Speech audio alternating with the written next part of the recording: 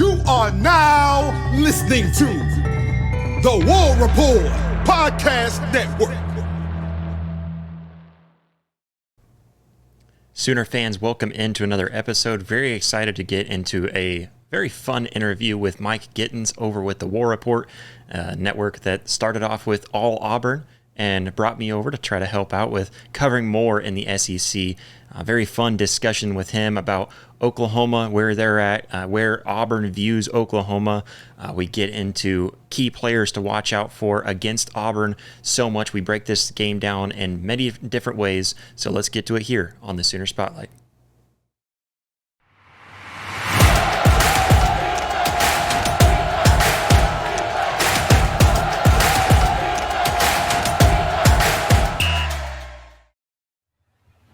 Welcome in, Sooner Nation, to another episode of Sooner Spotlight. Very excited to have a very special guest with me. I got Mike Gittens here with me from the War Rapport. Mike, how you doing, man? I'm doing great. We're in week 5, and I think both teams here are kind of in do or die mode going into week 5, which is crazy. A lot of people expected these teams to be at the very least 4-1 headed into this game, and that's just not where we're at right now. So we got a lot to talk about. Yeah. You and I, we both talked about this, a little while back just before the season started, and it's crazy how much the tone has shifted really for both of us. We were just now talking before getting this going, and it's crazy. This is a really fun week going forward and looking into what we've got ahead of us because, like you said, it feels like do or die, especially around the fan base. Maybe not necessarily from the team's perspective, but around the fan base, it really feels that way. I want to start off because Oklahoma fans aren't really super familiar with Auburn, right? Sure. This is our first time, I believe, first time ever going to Jordan-Hare, and so it's going to be an interesting game. Let's start off and talk about general team, just overall for Auburn real quick. What are some of the key strengths that Auburn's going to rely on in their team in order to go off and try to beat Oklahoma? It's interesting. For all the struggles on offense, Auburn has 2 running backs that are averaging almost 8 yards per carry. So I think what you'll see going into this game is Hugh Freeze is going to lean into the run a lot more. He's taking some criticism these first few weeks for not establishing the run early in games, and it's cost them late. So his offenses work best when they're about a 55-45 run-to-pass ratio in favor of the run. They've gotten away from that clearly, and they've got to get back to that. Now, turnovers have been the key here, and I think that has, if you're asking me, about this Auburn team, that's what's defined them through 4 weeks. It's been turning the ball over. And the 2 losses, Josh, they have 10 turnovers, 8 of them interceptions by the quarterback, and the other 2 key fumbles by the running back. So they've got to clean that up here. Auburn is a team that, is coached defensively by former head coach DJ Durkin.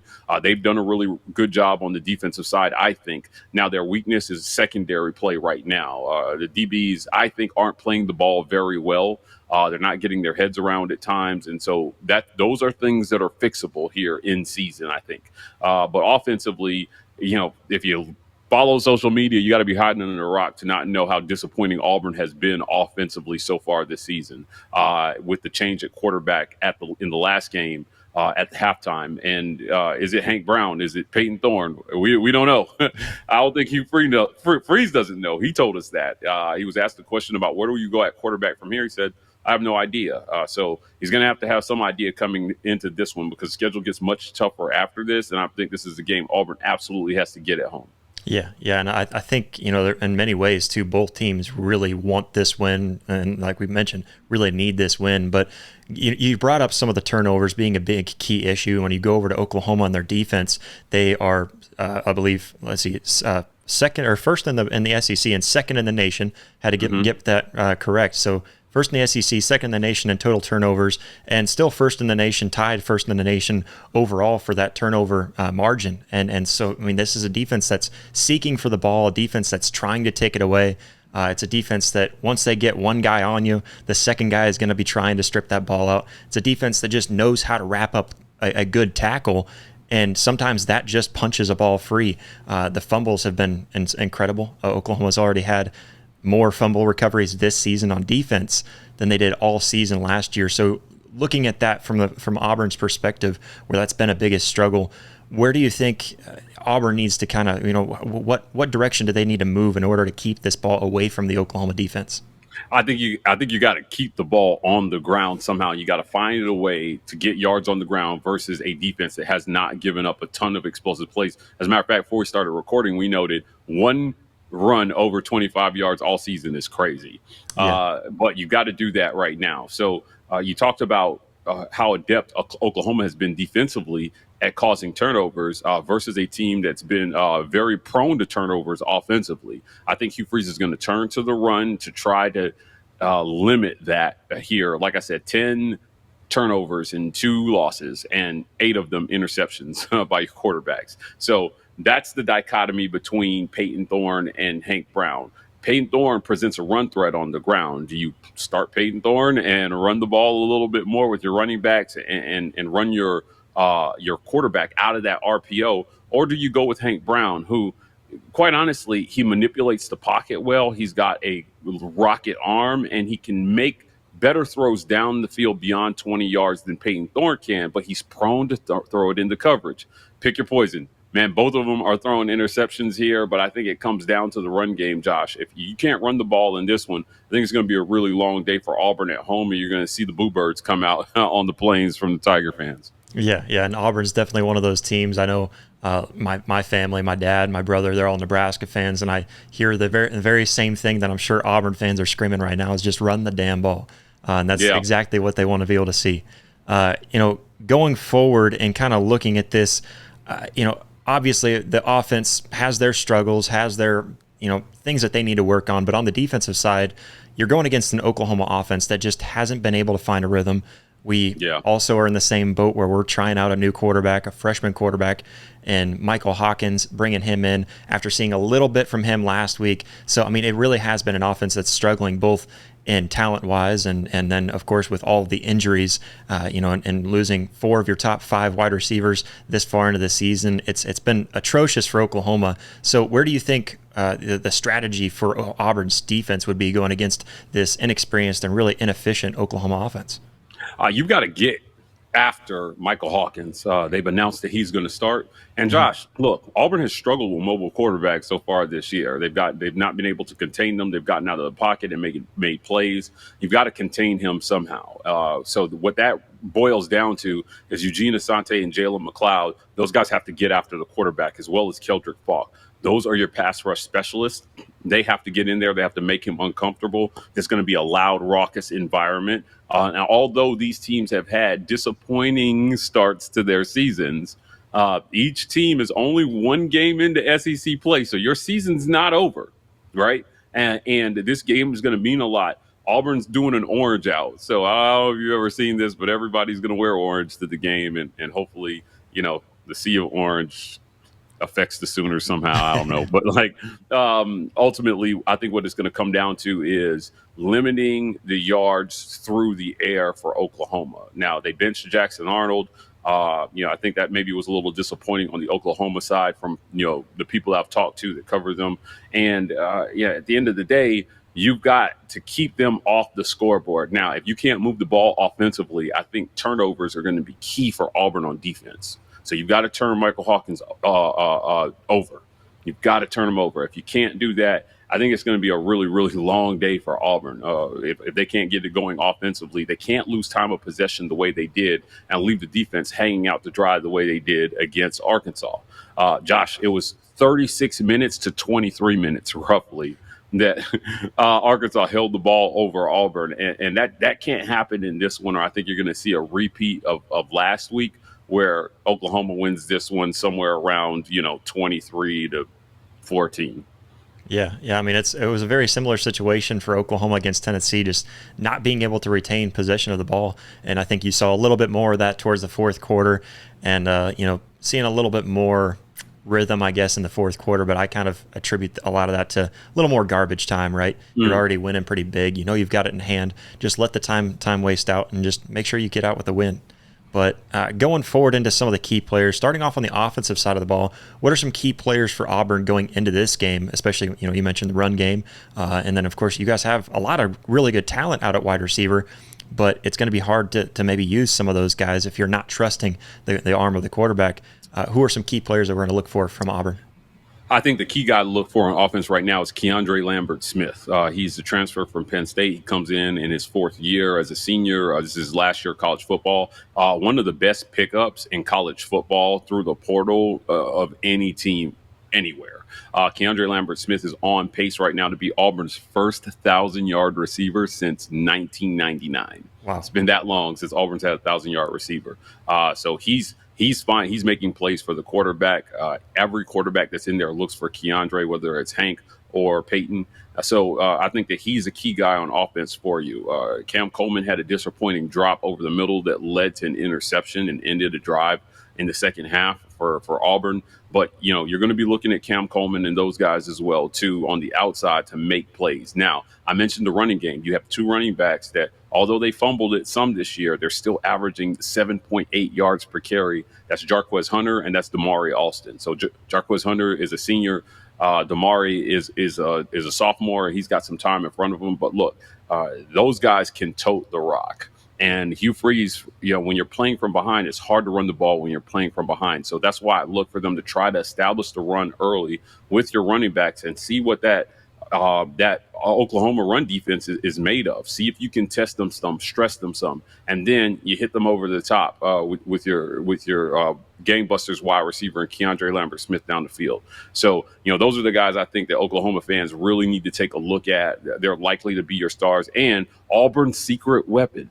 If you're an Oklahoma fan and you don't follow Auburn, the freshman Malcolm Simmons is amazing. He's dynamite. Now, Hugh Freeze has said that he struggled being assignment sound when he's put on the field, which is why he's not seeing more time. But what you're going to see them do, I think, on Saturday is put in packages for Malcolm Simmons, whether it's to get him the ball or even use him as a decoy. But right now, if you study the tape, when he goes in the game, he's a threat to take it to the house every single time he touches it. I have lobbied. I've asked this coach in press conferences, where is Malcolm Simmons? You may be young, so you might not remember where is Waldo, but where is Malcolm Simmons? They need more Malcolm Simmons on the field, and I think that he might be a guy to watch here if Auburn puts him in, that he could break the game open or get them a much-needed score as much as they struggle to get the ball in the end zone. Yeah. I mean, you mentioned running backs, having running backs over 7 yards a carry. I mean, that's something that Oklahoma fans would kill to have that right now, because the running back room not looking too good. DeMarco Murray trying to figure something out with his running backs, and that can be spread. The blame could be spread across to many different people. But how about the defense? Because the defense has definitely shown some of their struggles. But we just talked about this. I mean, it's tough for a defense to really strive when the offense just isn't helping them out. And you just brought up time of possession really hurting the defense, keeping them out there on the field that long. Who are some key players over there on that defense that are going to help stop this Oklahoma offense? In the secondary, I think it's Kayan Lee. Now, we saw him return from an injury in week 3 and week 4. He came in and he made a big-time interception to get Auburn the ball back. In classic Auburn fashion, they did absolutely nothing with it, but he's going to be a guy to watch on defense. And I said this earlier, but I'll reiterate, I think it's the pass rushers, Josh. I think it's Keldrick Falk, and I think it's Jalen McLeod. Those guys have to get after the quarterback. They use Eugene Smith to rush some as well, too. I'm sorry, Eugene Asante to rush some, too.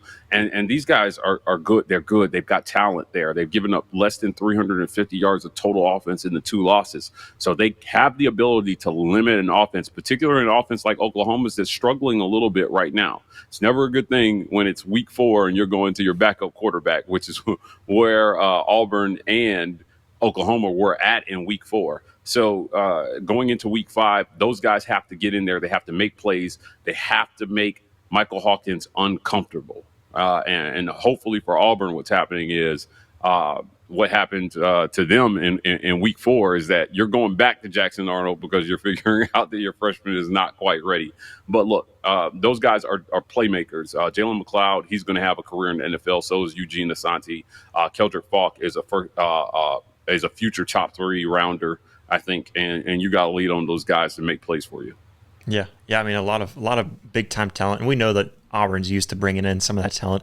Hugh Freeze even bringing in some more through recruiting, and I think he's done a really good job there. Obviously, especially with a team that I think when the team's struggling and you're still able to recruit the way that he has, and of course being able to retain the players that he's been able to bring back to Auburn too. really, really big for Auburn and overall in that defense. Overall looking at this, what are some strengths, I guess, that you might be concerned about from Oklahoma going into this game overall? And then what are some strengths or what are some weaknesses that you hope to be able to exploit going into, facing off against Oklahoma? Well, I think the strengths that Oklahoma has that we're all looking at is that run defense, because you have to establish the run, and that's the thing they're good at. So good luck with that.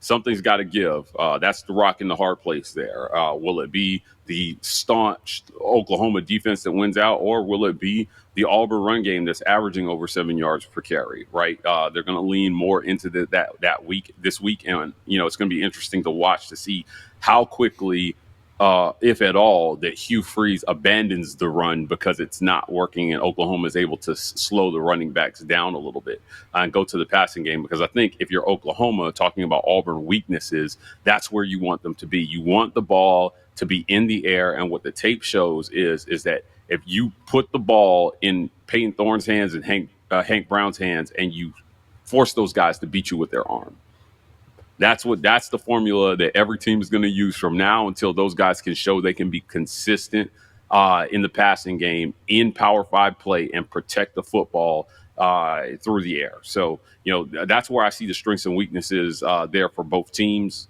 Again, Auburn offensively, it's the pass game, and it's no secret. Josh, the decision to not go after a portal QB is going to be scrutinized to high hell until such a time as Auburn finds a QB that can deliver the ball to this outstanding wide receiver group that they brought in. They completely overhauled that room, and you undoubtedly have better talent. But I told everyone this last year, I don't think the receivers are as much of the problem as people think. And here you are a year later with a dynamic wide receiver room and a lot of the same problems at the passing game. They've got to fix it at quarterback. In today's college football, if you don't have dynamic quarterback play, you're going to have a really hard time keeping up with the Joneses. And so it's rare to see a team win championships or contend for championships without good dynamic quarterback play, either a guy who's dynamite with his arm or good dual threat. And Auburn, I would argue, doesn't have either right now, which is crazy. So you went out and you got these guys. I don't know if you saw that thing with Ryan Williams. He was the top receiver he was the top receiver in the last recruiting class. He went to Alabama, and look, man, he took a trip to Auburn and he saw the throw ball and was like, man, I'm going to Alabama. Right. And that decision for him is looking pretty good right now, because Jalen Milroe, I wouldn't say he's got a dynamic arm, but they're getting the ball to him. And you've got to find a way to get these guys the ball if you want to hold your recruiting class together and you want to keep your current recruits there. Because remember, I don't know if you've seen the mess that's going on with UNLV right now. Yeah. But look, promises not kept will lead to guys getting in the portal. And I think that they were going to have to figure out a way to get these guys the ball to keep them happy. So it's got to be a good balance of both. And you've got to sustain drives so that you can feed both sides of the ball equally. And that's what Hugh Freeze wants to accomplish. Well, and you brought up the interception that came off of Cam Coleman's hands, I believe on a slant play, right?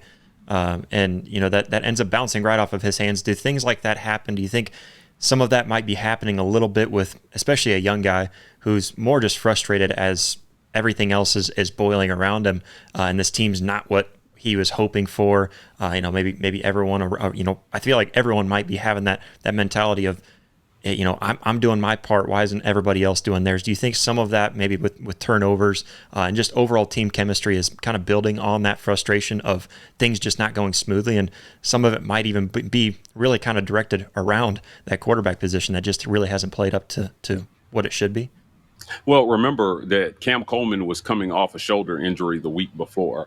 So on that missed pass that turned into interception, I'm not completely certain that a hurt shoulder did not play into him kind of short arming that ball and not extending and bringing it in the way. Look, he started as a true freshman. It's rare in this league, and he's been getting the targets.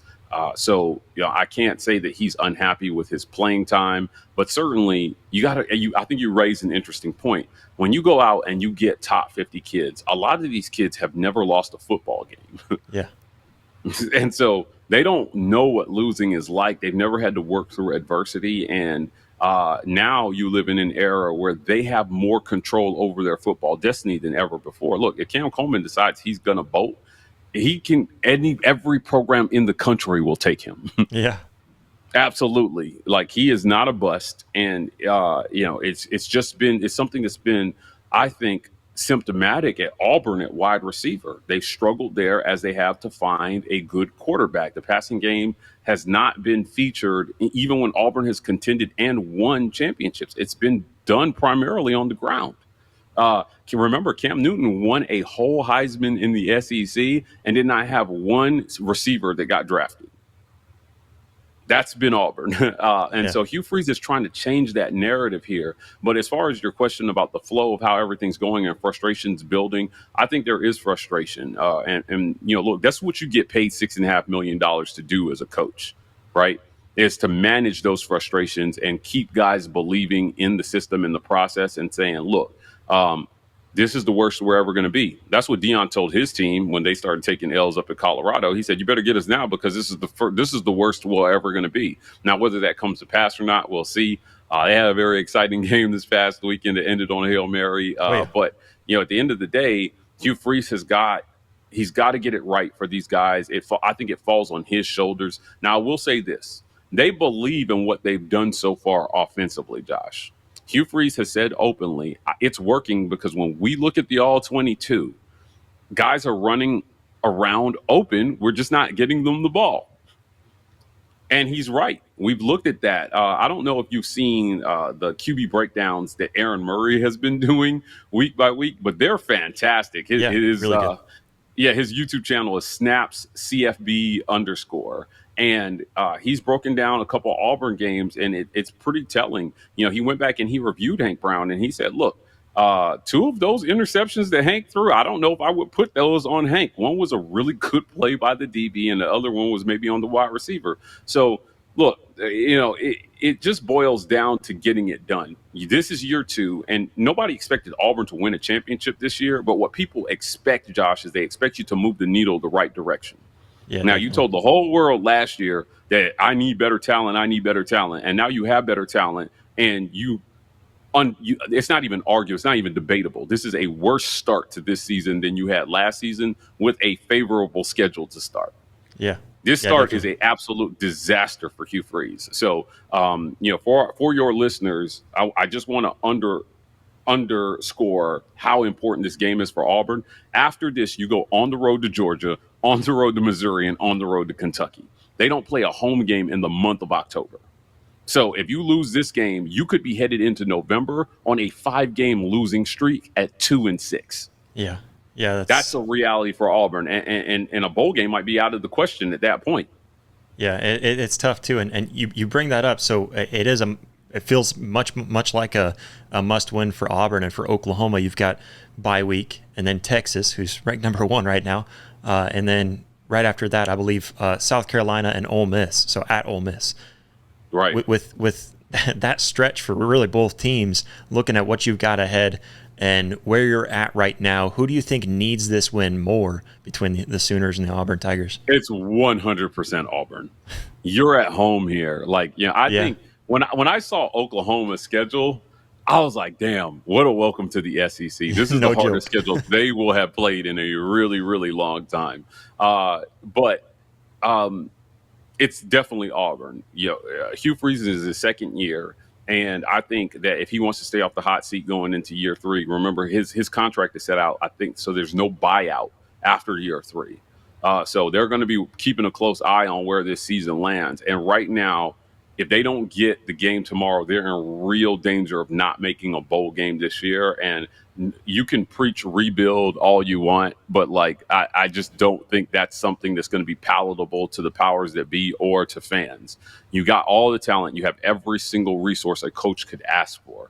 You've got NIL available to you. You've got a $90 million performance center that rivals some NFL facilities. And you've got the support. You got a crazy fan base, and you're making over $6 million a year. You just need. This is a performance-based business. Hugh Freeze has said that himself, and you've got to perform. So he's got to go out there and find a way to get the win on Saturday. I'm telling you, as a media person, you want to see that offense look better and smoother on Saturday. As a fan, I'm telling you, I don't care if they win 3-2, just win. Yeah, yeah, Do definitely. not go into Georgia 2-3. Yeah, that's not a good way to start. Especially like you said, going to Georgia of all teams. There's just about there's only a very few amount of teams that I'm really nervous to watch my team go and play. Georgia's one that 100% of the time I will always be nervous. I think Alabama is another one of those teams, even without Coach Saban at the helm, because they're still looking dang good right now. Right. And that's going to be a fun matchup. But let's get to prediction time. Mike, I know you're an Auburn guy, all right? So I'm okay with you leaning towards your Auburn Tigers.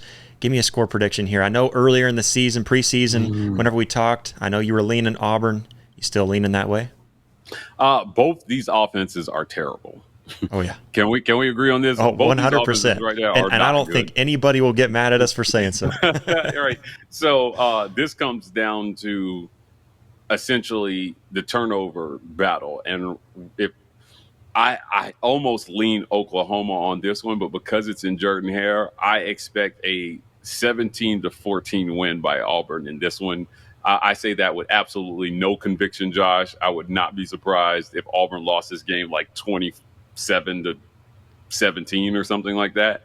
But I think pressure bust pipes, and I think you're going to see Hugh Freeze pull out some of the stops this week, kind of feeling the desperation, which is his season slipping away if they lose this one. And because they have to have it, I'm going to give the Tigers the edge, but not by much. The line for this one is 2.5. I think that is the most appropriate line I've seen all season on this one. Yeah, and what's funny is I even said preseason when it dropped at -2.5, I said, I really like that line preseason because you don't really know anything about either team, but I expected both teams would probably be coming into this possibly 4-0. Oklahoma, we discussed maybe 3-1, and with quite a bit riding on this one because of the schedule ahead for both teams. And now I'm thinking, man, both teams are bad enough right now that this is still a really good line. Nonetheless, I'm sure this will be a very good game. Mike, I appreciate you so much for coming on. Let my listeners know where they can find you. Look for us at the War Rapport, every social media platform. We're TW Rapport on TikTok. But most of all, visit us on YouTube. That's where all our content lives. We got some great stuff coming for you guys this week in the lead up to this one. I should be on the Feinbaum show this week, as well as having some of those ESPN personalities that are coming with SEC Nation sit down with us and talk about what this game means. So, yes, follow us on YouTube and subscribe as a patron. We appreciate everybody's support. Absolutely. Well, again, Mike, thank you so much. Thanks, Josh. Hey, Sooner fans, did you enjoy this video? Well, go ahead and hit that like button and go ahead and hit that subscribe button. What are you doing if you've made it this far and haven't already? You should be able to find that subscribe button over here. And then if you want to see full episodes, we've got those up here and clips right down here. So go check that out. But we thank you all so much for all the love, all the support. We'll catch you next time. Boomer.